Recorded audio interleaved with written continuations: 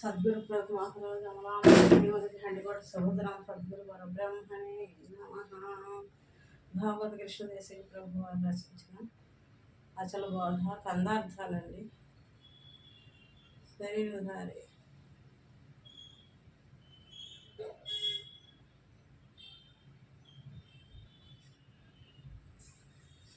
ఒక దేహదారి తనువున సకల అవస్థలు జనించి చనిన విధమునన్ అకళంకమైన బయలులో ప్రకటంబై లేని ఎరుక బయలుండ జోచి తన ముచ్చట పరికించి లేచి ఒక కొంతసేపైన ఉండేటందుకు లేక సకలము తన వెంట జనుదేరచను నట్టి బయలుండ జూచి తన ముచ్చట పరికించి లేచి. ఈ పద్యం నిన్న చదువుకున్నాం కదండి అమ్మన్నటి వీడియోలోను. అదే ఒక దేహదారితనంలో శరీరంలో బాల్యము యవనాలు సకల అవస్థలు ఏర్పడి తుదకేమీ లేకపోయిన విధంగానే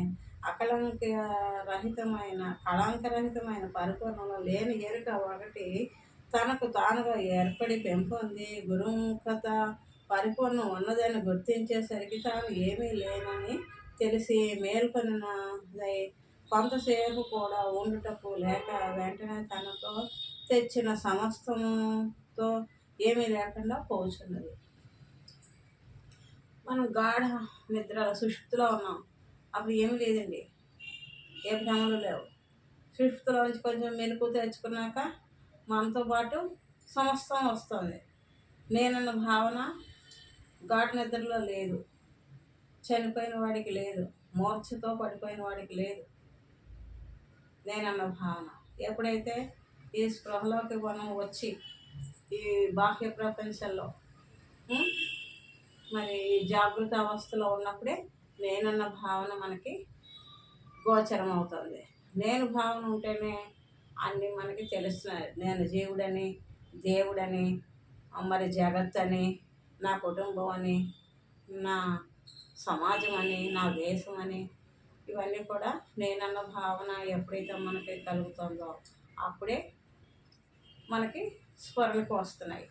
ఆ నేను భావన గాఢ సుషుప్తిలో లేదు.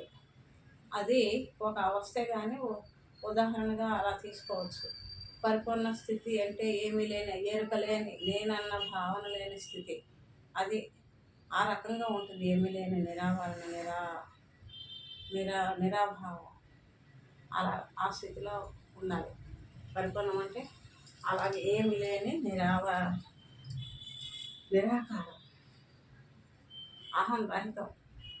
ఈ దేహంలో నేనన్న భావన ఉంటేనే అన్ని వ్యవహారాలు చేస్తున్నాయి. నేనన్న భావన లేనప్పుడు అలాగా అచలమై ఉండిపోతాం.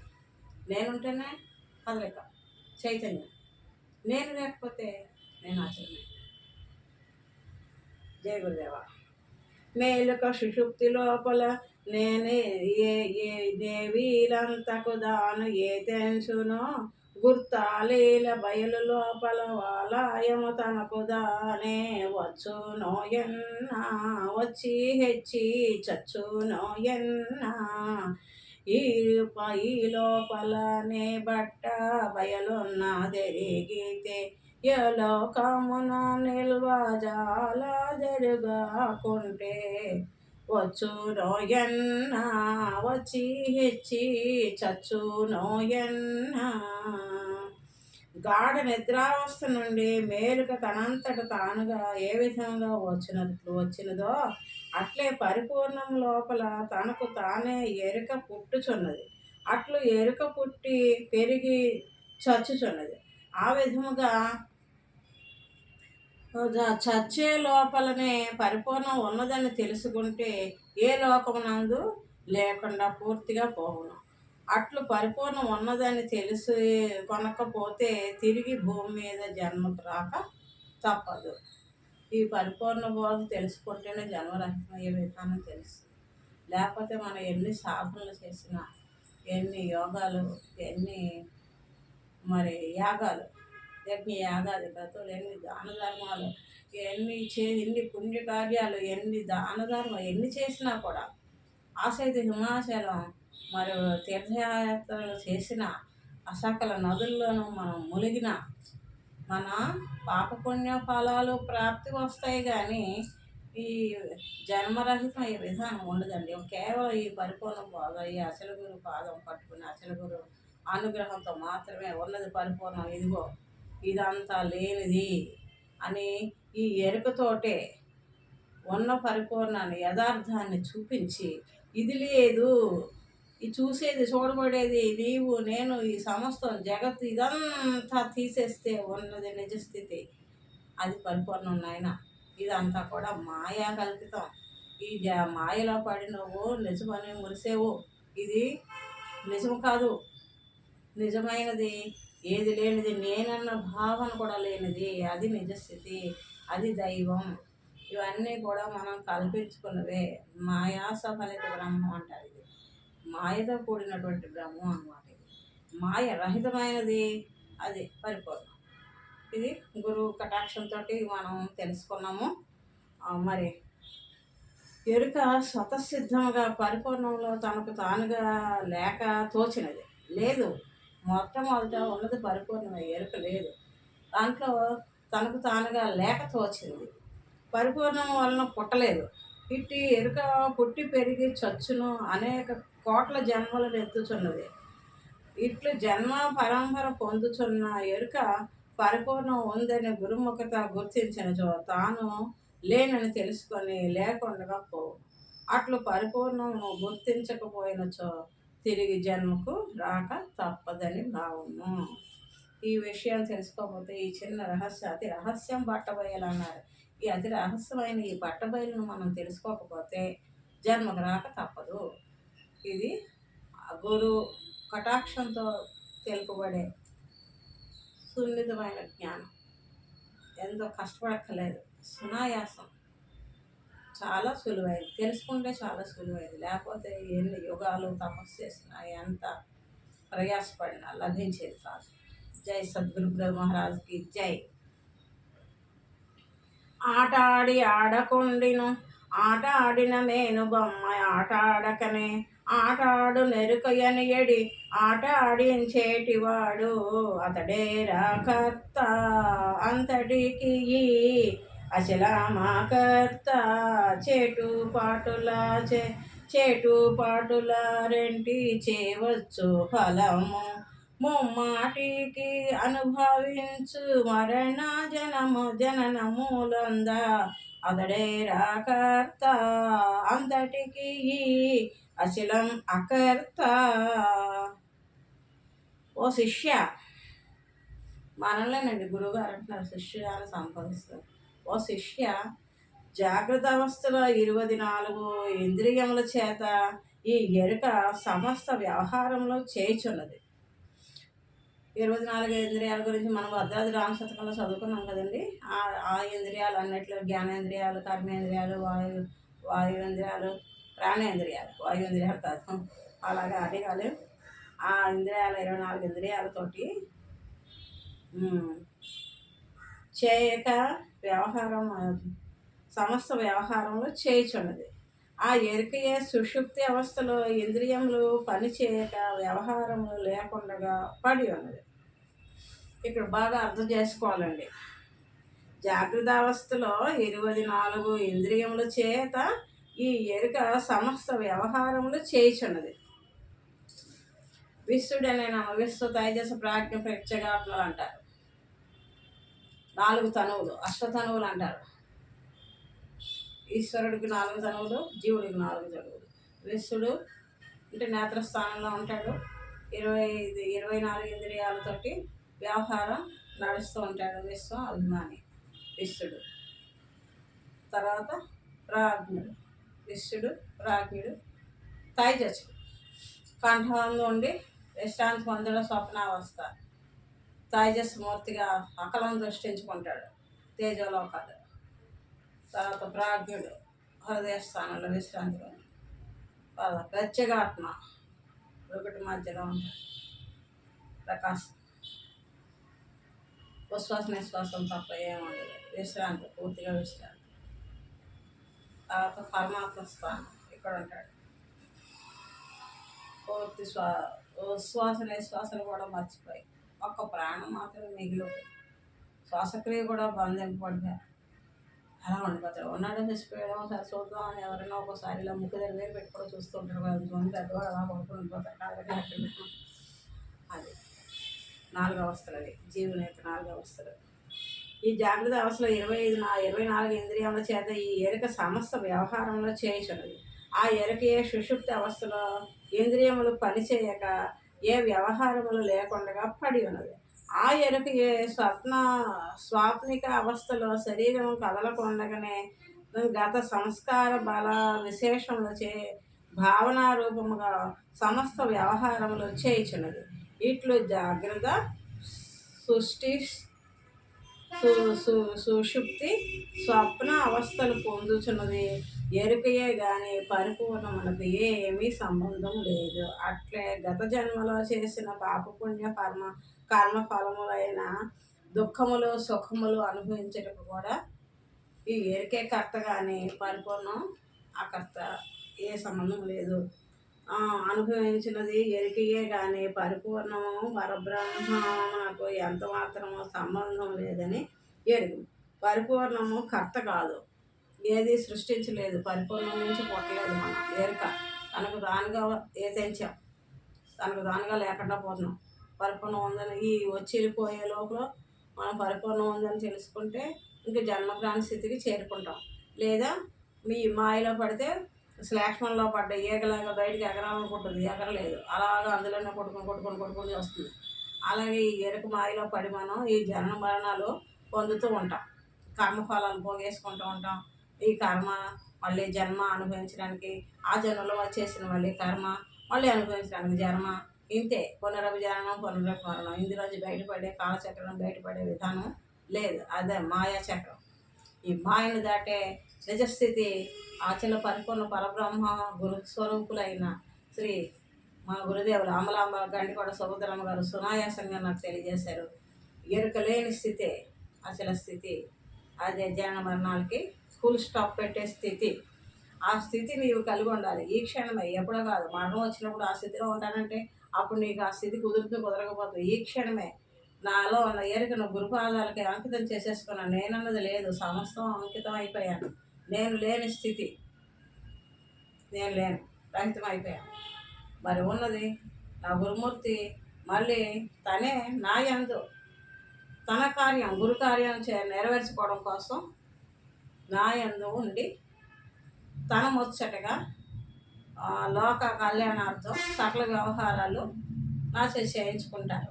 వారికి నేను సేవకురాలుగానే ఉంటాను కానీ ఎప్పటికీ నేనన్న భావన నాకు లేదు. ఆహం రహిత స్థితి, అదే నిజస్థితి. ఈ స్థితి అంత్య సమయంలో నిలదొక్కుని ఉండాలి. అప్పుడు మనకి కుదరదు కాబట్టి ఆ జంజాటాలు, ఆ మరణయాత్రలో మనం సాధ్యపడుతుంది, పడకపోతుంది. ఈ క్షణమే మనం చచ్చిన వాళ్ళలాగా ఈ ఎరుకను విడిచి లేని స్థితి పొంది నిశ్చల స్థితి, నిరామారం, ఎప్పుడు అదే స్థితిలో ఉండాలి. అప్పుడు మరణం వచ్చినా మనం స్థితి మారదు, అలాగ అలవాటు అయిపోతుంది. పెద్ద ఏనుగు ఉంటుంది చూడండి. సర్కస్ కూడా ఏం చేస్తాడు, ఏనుగుని సర్కస్లోకి తీసుకురావాలంటే సామాన్యమా? దాన్ని పట్టుకోవడం చాలా కష్టం. ఏనుగు అది చిన్న భిన్నం చేసేస్తుంది. ఎంతటి వాళ్ళనైనా తొక్కు పడేస్తుంది, తొండంతో విసిరి కొడుతుంది. అలాంటి ఏనుగుని వాడు కీలు బొమ్మ చేసి తీసుకొచ్చేస్తాడు. ఎలాగా? అభ్యాసం, అలవాటు. ఏనుగుని పట్టుకుంటారు, పట్టుకొని పెద్ద పెద్ద పగ్గాలేసి 4 కాళ్ళకి కూడా, 4 కాళ్ళు కాదు, ఎదరగా పగ్గాలేసి కట్టేస్తారు. ఎదర 2 కాళ్ళకి కట్టేస్తే అవి తెంపుకుని వెళ్ళిపోవాలని గట్టిగా ప్రయత్నం చేస్తుంది. టైట్గా కట్టేస్తారు. వెనక గొలుసులు వేసి మరీ కట్టేస్తారు. అది తెంపబోలేనంత బలమైన స్ట్రాంగ్ మెటీరియల్ తోటి దాన్ని కట్టేస్తారు. అది అలాగా పారిపోవాలి, ఇక్కడి నుంచి వెళ్ళిపోవాలి, జంకారం చేస్తుంది. పగ్గ ఇలా కాళ్ళు ఇలాగా కొట్టుకుంటుంది. బెదగట్టి వెళ్ళిపోవాలని ప్రయత్నం చేస్తుంది అక్కడి నుంచి. కానీ అది వెళ్ళలేదు, అది తెగదు, గట్టిగా ఉంటుంది. ఇంకా అలాగా కాళ్ళు పుళ్ళు కూడా పడిపోతాయి, చర్మం చిట్లిపోతుంది కాళ్ళ దగ్గర. ఇలా లాక్కుని లాక్కుని లాక్కుని అది ప్రయత్నం చేస్తుంది, ఎలాగైనా ఇక్కడ నుంచి బంధకాలం నుంచి వెళ్ళిపోవాలి, నా ప్రదర్శన వెళ్ళిపోవాలి అని ఎంతో ప్రయత్నం చేసి ఆ కాళ్ళకి కట్టిన పగ్గాలు తెంపుకోవాలని ప్రయత్నంలో దాని కాళ్ళు దగ్గర కూడా చర్మం చిట్లిపోయి రక్తం కారిపోతూ ఉంటుంది. ఎప్పుడైనా మీరు ఏనుగు కాళ్ళు చూసారా? సర్కస్ ఏనుగు కాళ్ళకి తెల్లగా మచ్చల్లా ఉంటాయి. మనకి కూడా ఒక్కోసారి ఏదైనా మరి మెడిసిన్స్ అవి రియాక్షన్ ఇచ్చినప్పుడు చర్మం కూడా కొంచెం తెల్ల తెల్లగా వస్తుంది. ఆ టైప్లో కాళ్ళకి దానికి తెల్లగా వచ్చేస్తుంది. నల్లటి ఏనుగు శరీరం మీద తెల్ల తెల్ల మచ్చలు ఉంటాయి కాళ్ళ దగ్గర. ఆ ప్రయత్నం అది ఎంత గట్టి ప్రయత్నం చేస్తే అంత గట్టిగా చర్మం చీట్లిపోయి రక్తం కారిపోయి మళ్ళీ నూతన చర్మం సరిగ్గా వచ్చి రాక ఆ తెల్ల మచ్చలు వచ్చేసి ఉంటాయి. అంత ప్రయత్నం చేసినా అది వెళ్ళలేదు, తెంపుకోలేదు. కాబట్టి ఇది రాదు, ఇది రాదు, ఇంక నేను ఎలాగ బయటికి వెళ్ళలేను, నేను ఇది రాదు, ఇది రాదు, ఇది తెగదు, ఇది తెగదు అని మైండ్లో పెట్టేసుకుంటాను. ఇది తెగదు, ఇది వదలదు నన్ను, ఇది రాదు అని మైండ్లో పెట్టేసుకుని ఇంకా కొన్నాళ్ళు ప్రయత్నం చేసి చేసి చేసి ఇంకా ప్రయత్నం చేయడం మానేస్తుంది. వాళ్ళు ఏ గడ్డి పెడితే ఆ గడ్డి తింటుంది, అలాగే ఇంకా వాళ్ళతో అనుకూలంగా విశ్రాంతిగా పడుకుంటుంది. ఇంకా వెళ్ళిపోవాలన్న ప్రయత్నం చేయదు, ఎందుకంటే ఇది రాదు, ఇది రాదు, ఇది తెగదు, ఈ కాళ్ళు మంట పుడుతున్నాయి, తెగిపోతుంది చర్మం, కానీ నాకు ఈ బంధం తెగట్లేదు అని ఇంకా అలా పట్టుకుని వదలట్లేదు ఇది నన్నని ఇంకా దానికి అలవాటు పడిపోతుంది. అది పెద్ద చైన్లో వేసి ఉంచుతారు, అది ఎంతవరకు నడవగలిగితే అంతవరకు ఆ చైన్ ఉన్నంత వరకు నడుస్తుంది, వేసిన గడ్డి తింటుంది, పడుకోవడానికి దానిపై షెల్టర్ అది ఉంటుంది. ఇంకా విశ్రాంతిగా ఏదో పెట్టింది ఏదో తిని ఇంకా అలాగ వాళ్ళ దగ్గర ఉండిపోతుంది. అప్పుడు వాళ్ళు ఆట పాట అన్నీ నేర్పించి దానికి సర్కస్లో మనం వాడుతాం. ఈ అలవాటు అయిపోయిన తర్వాత ఇంక ఇది వెళ్ళదు, ఇది దాని మైండ్లో ఫిక్స్ అయిపోతే ఇంక ఉండిపోతుంది, వెళ్ళదు. ఇది ఇంకా తెగదు, ఇది తెగదు అనుకున్నాక ఆ చెయ్యిలు తీసేసి కొన్నాళ్ళకి ఒక చిన్న పురుకోసు కట్టేసి అలాగ రాట కట్టేసి వదిలేసిన అది ఇంక ఇది తెంపుకుని వెళ్ళాలని ఆలోచనలో ఉండదు, ఎందుకంటే అలాగా అలవాటు అయిపోతుంది దానికి. అలాగే మనం ఎప్పుడో మరణం వచ్చినప్పుడు కాదు, ఇప్పుడే పరిపూర్ణ స్థితి, ఈ అచల స్థితిని లేని ఎరుక లేకుండా చేసుకుని ఉన్న పరిపూర్ణ స్థితి బ్రహ్మానుభవ స్థితిని అనుభవించి ఉంటే, ఆ స్థితిలో ఉండడం అనుభవించేవాడు కూడా అక్కడ ఉండకూడదు. నేను అనుభవించాను, ఆనందాన్ని పొందాను అనడానికి అక్కడ మళ్ళీ ఎరుకుంది. అనుభవరహితం, అహంరహితమైన స్థితిలో ఈ క్షణం నుంచే మనం ఉంటే ఆ పెద్ద ఏనుగు పెద్ద పెద్ద గొలుసులు వేసి కట్టేసిన ఏనుగు తెంపుకుని వెళ్ళిపోయే ప్రయత్నం చేసిన ఆ ఏనుగు ఇంకా ప్రయత్నం మానేసి చిన్న పురుకోసం మొక్క కట్టేసి అలాగా దానికి ఆట కట్టేసిన ఆ పురుకోసం చంపడం ఎంత 2 నిమిషాలు తెంపుకుని వెళ్ళిపోతుంది, కానీ తెంపదు, అలవాటు అయిపోయింది. అలాగా మనకి ఈ మనసు అలవాటు అయిపోతుంది పూర్ణ స్థితిలో. ఆ స్థితిలో ఉండగా ఇంక మరణం వచ్చినా మనకి జన్మకు రాదు, ఎందుకంటే నేనన్న భావన ఉంటే మనకి జన్మ చిట్ట అంతా తిరుగుతుంది కళ్ళ ముందు. మనం బాల్యం నుంచి ఇప్పటిదాకా జన్మించిన దగ్గర నుంచి ఇప్పటిదాకా చేసిన కర్మ అంతా కూడా సినిమా రీల్లాగా తిరగడం, దానికి కర్మ ఫలితం అనుభవించడానికి మళ్ళీ జన్మకి రావడం, ఇవన్నీ భావనలు. అహం అనే పదార్థం మనలో ఉంటేనే కలుగుతుంది. అహం రహితం అయిపోయింది, ఇంక ఏముంది అక్కడ పిక్చరు లేదు. అంత్య సమయంలో జడ్జిమెంట్ ఉంటుంది, ఆ జడ్జిమెంట్ తీసుకోవడానికి నేనన్న ఒక పదార్థం ఉంటుంది అక్కడ. నేను లేని స్థితిలో నాకు జడ్జిమెంట్ ఏముంటుంది? నేను లేనంటే శరీరం లేకపోవడం కాదు, అహం పూర్తిగా ఆత్మరహితమయ్యే స్థితి. ఆ స్థితి కలిగి ఉంటే జ్ఞాన మరణాలు లేవు. అది సద్గురు వాక్యం, కేవలం ఈ అచల బోధలోనే ఉంటుంది. కోట్ల రూపాయలు కుమ్మరించి జ్ఞానం ఏమన్నా ఎవరు గురువులు? మన పూర్వజన్మ కర్మ ఫలితం రద్దయ్యి జన్మ మరణాలు లేని స్థితికి ఎదిగే ఉన్నత స్థితి మనకి కలిగి ఉంటే పూర్వ జన్మల పుణ్యఫలం అచల గురువులు స్వారస్పడతారు. మనకి జన్మ మరణాలు లేని స్థితిని తెలియజేయబడుతుంది వారి ద్వారా. నాకు సద్గురు కరుణ కలిగి నా మొదటి గురువు ఆకాశం అప్పారావు గారు ఇక్కడ ఈ చిత్రపటాల్లో లేరు, వేరే చోట ఉంది ఇంట్లో కింద, వారిని కూడా మీకు పరిచయం చేస్తాను. వారు మొట్టమొదటి నాకు పరిపూర్ణ బోధ తెలియజేశారు. నాకున్న భక్తి శ్రద్ధ దాన్ని బట్టి ఆ, నాకు పరిపూర్ణ స్థితి ఇంకో అచల బోధ అచల మార్గం ఒకటి ఉందని తెలియజేశారు. తర్వాత ఆ, గండికోట సుభద్రమ్మ గారు ఇవి ఎన్నో సంవత్సరాలు అన్వేషణ చేసి ఈ పూర్ణ పదవులు ఆ గురువు గారు చనిపోయారు. నాకు ఉపదేశం చేయకుండానే ఈ పరిపూర్ణ బోధ అచల స్థితి ఒకటి ఉంది. మార్గము జన్మకరించే విధానంలోనూ ఆత్మరహితపరిచే విధానంలోనూ ఆత్మ దర్శనం కోసం ఎన్ని ప్రయత్నాలు చేసినా అది వ్యర్థమే. ఆత్మను తెలుసుకొని ఆత్మస్థితి అనుభూతి పొందిన నువ్వు జన్మ కారణమవుతావు. అది కూడా లేని అచల స్థితి నిజస్థితి ఉంది అని నాకు మార్గాన్ని చూపించి ఆయన పరమయ్యారు 12 రోజులకి. అంతే, ఉపదేశం మాత్రం ఇవ్వలేదు. దీనికి మంత్రోపదేశం ఉంటుంది, ఉపదేశం తీసుకోవాలి, మరి అంత సమయంలో మంత్రాలు జపించాలి అని చెప్పారు. అయితే వారు నాకు పూర్తిగా ఉపదేశం ఇవ్వకుండానే పరమయ్యారు. అది నా దురదృష్టం. మరి మార్గం అయితే చూపించారు. ఈ అసలు మందిరాలు ఉన్నాయి. రాజమండ్రిలో ఒక మందిరం ఉంది, హైదరాబాద్లో ఉంది, తాడేపల్లిగూడెంలో ఉంది, బందర్లో ఉంది, ఏలూరులో ఉందని అన్ని ఊర్లు చెప్పారు. కానీ ఏ మందిరానికి ఆయన తీసుకెళ్ళి చూపించలేదు. నాకు కూడా తెలుసుకునే అవకాశం లేదు. అయితే మా గురువు గారు చనిపోయాక ఎన్నో రోజులు తల్లి తండ్రి ఒకేసారి చనిపోయిన బిడ్డ, దిక్కులేని బిడ్డ ఎంత వెలువెల్లాడి ఏడుస్తుందో అంత బాధపడ్డానండి నేను గురువుని కోల్పోయిన తర్వాత. ఈ బోధ బయట గురువుల దగ్గర లభించేది కాదు. అసలు బోధ అందరూ మామూలు ఆత్మజ్ఞానం చెప్తారు, మనకు ఆత్మాతీత స్థితి జ్ఞానం. ఈ గురువులు వేషధారణ కాదు, ఓ సాధువులాగా సన్యాసిలాగా ఉండరు. అందరిలోనూ మామూలుగా ఉంటారు, కుటుంబంతో కలిసి ఉంటారు. కుటుంబ విషయాలు మనసులో పెట్టుకోకుండా అచల స్థితిని మరి కలిగి ఉంటారు. అసలు గురువులని మనం గుర్తించడం చాలా కష్టం. అందరిలాగా సామాన్యంగా ఉంటారు వాళ్ళు, ఎక్కువ తక్కువలు ఉండవు. వీళ్ళు గురువు అని గుర్తించే ఇదిలో ఉంది. అసలు గురువులాగే కనపడరు. నేను గురువునని వాళ్ళు ప్రకటించుకోరు. మరి అటువంటి వాళ్ళ దగ్గరే ఈ బోధ నేర్చుకోవాలి, ఇతరుల దగ్గర మనకు లభించేది కాదు. అలాగ అన్వేషణ చేయగా మా గండికోట సుభద్రమ్మ గారు నాకు తారసపడ్డారు. ఆ అమ్మవారి దగ్గర నేను మంత్రోపదేశం తీసుకొని ఈరోజు మీ అందరికీ చక్కగా నేను జ్ఞానాన్ని చెప్పగలిగాను. జై సద్గురు ప్రభు మహారాజ్కి జై. అలాగా